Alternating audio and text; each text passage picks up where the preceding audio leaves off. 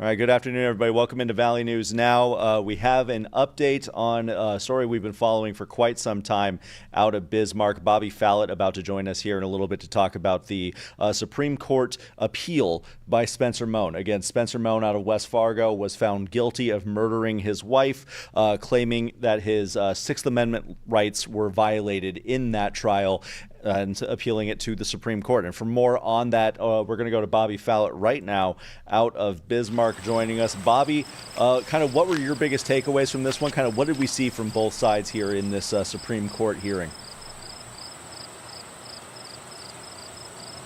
Yeah, hey, Devin, thanks for having me on.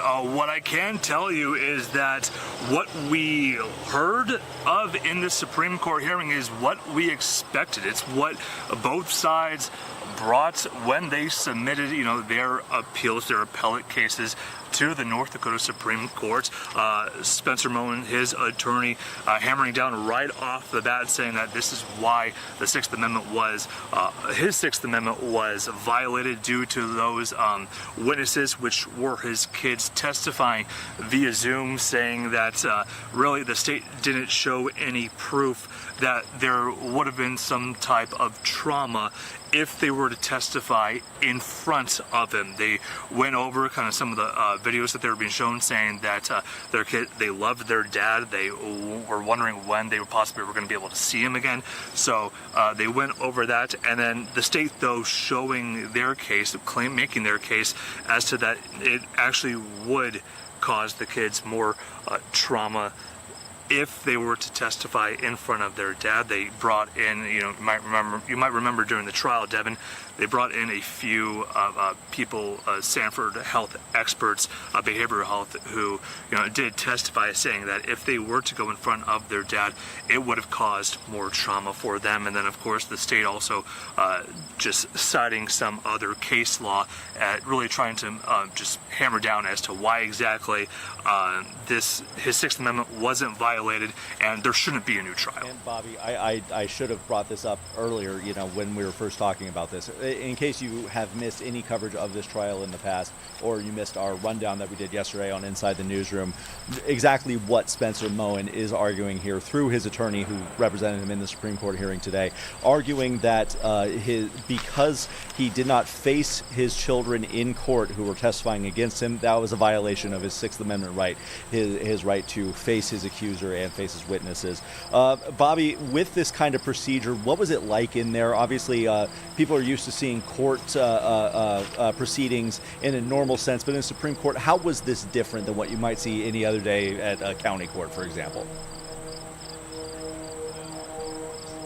Yeah, well, they definitely stuck to the timeline that they were given. I believe Moen's attorney first got about 20 minutes, then the state got that time as well. And the state actually making their case, they have about 20 minutes, but the Cass County assistant state prosecutor making her case in just about 11 minutes or so, and there was no need for them to rebuttal or anything like that. Moen's attorney did rebuttal at the very end, and he did that because he wanted to save some time on his end. So it was very, very quick, very precise, sticking to the timelines of what they're being able to go over. And also the North Dakota Supreme Court really asking some questions when it comes to why Moen's attorney thinks that the Sixth Amendment was violated. They really are just also, they were wondering what exactly case law they might have been finding.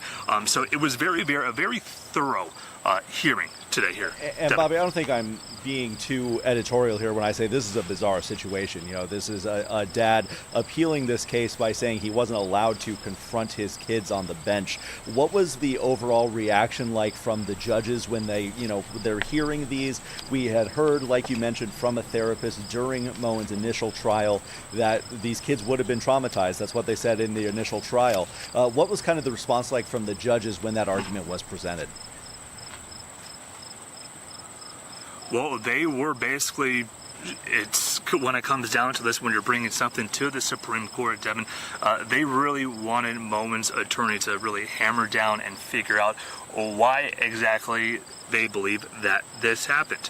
And they went over there, or they went just kind of over the facts of the case, and they basically just trying to look at, again, some of that case law that they were asking. They went over a few facts of the law too, some statutes, I believe, but yeah, they really just want to be very, very thorough, very precise when it comes to what they're asking for and why they believe this happened. You know, obviously, the trauma is the big part of this appeal, especially from the state side and the North Dakota, the Supreme Court asking and kind of seeing that, you know, when they were speaking with Moen's attorney, that the state did show that they called on witnesses, they called on experts, and the testimony showed that it would have caused those kids more trauma, or at least some type of trauma, if they were to, if they had gone on the stand in front of Moen rather than testifying. A lot for these judges to weigh here on the Supreme Court as this appeal is now, it has been heard, and now we wait for the results here. Bobby, do we have any kind of idea on when we can expect a ruling on this? Did either side seem to know when we might have a decision made here? Now, they did kind of mention something at the very end. I didn't get the sense that it was, we'll come back with a decision tomorrow morning. They did mention that there's something at the very end. Going to have to go back in the notes there. But we don't know. You know, we asked for comment just from Moen's attorney and also the state prosecutor in this case, if they wanted to comment after this, and they said obviously they're not just speaking right now just because, again, this thing is going to take time. So it is definitely, we're not 100% sure of when exactly we will hear a decision that is made in this case. And again, Devin, what it comes down to, if the Supreme Court sides with the state, Moen will not get a new trial and will stay in prison. He's serving that life sentence without the possibility of parole. If the Supreme Court does say, yes, his Sixth Amendment right was violated, it's not that he's not going to be walking free. His attorney asked for a new trial, and that would more than likely happen if the Supreme Court sides. And we heard towards the end of Moen's initial trial here that the jury was given the option for either murder, negligent homicide, or not guilty at all. So a lot of stuff still on the table here if this has to go to trial again. We'll see how this develops. Bobby, we'll let you get back to work in Bismarck. Thank you very much for making some time for me, and good work out there.